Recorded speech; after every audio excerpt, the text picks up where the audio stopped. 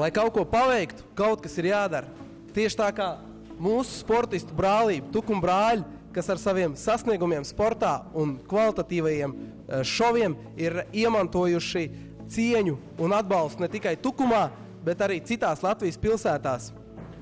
Un, lai paveiktajam būtu rezultāts, vienmēr ir jāzina viss aktuālais, ir jābūt pozitīviem, ir jāciena citi, un galvenais ir nebaidīties, kaut ko darīt, būt aktīvam. Ar patiesu prieku es varu paziņot, ka beidzot Tukumā būs sava jauniešu televīzija. Tāpēc nebaidies, esi aktīvs un pievienojies jaunajai televīzijai TV Tukums.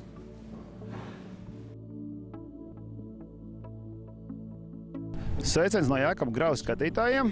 Esi aktīvs, ja nebrauc uz kalnu, apgūsti savas prasmes televīzijas veidošanā, lai izdodas šis projekts.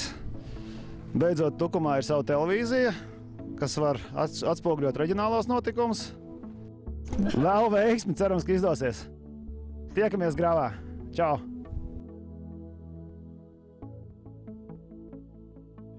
Ir prieks, ka arī Tukuma jaunieši var iesaistīties tādā ļoti pozitīvā un atraktīvā projektā kā televīzija, kas ir jaunums Tukumam. Līdz šim Tukums televīzijā nevienmēr ar tām labākām lietām atsevišķos raidījumos ir parādīts, ja, un tāpēc ir ļoti pozitīvi, kad jaunieši paši var ņemt lietu savās rokās un parādīt Tukumu, kādu viņi to redz, un iegūt arī jaunu zināšanas, prasmes, iemaņas un tā tālāk. Un, aicinām visus jauniešus ne tikai Tukumā iesaistīties šajā projektā, kļūt par žurnālistiem, apgūt vismaz to jomu, iegūt pieredzi, kas dzīvē vienmēr tālāk noderēs, jebkurā darbiņā.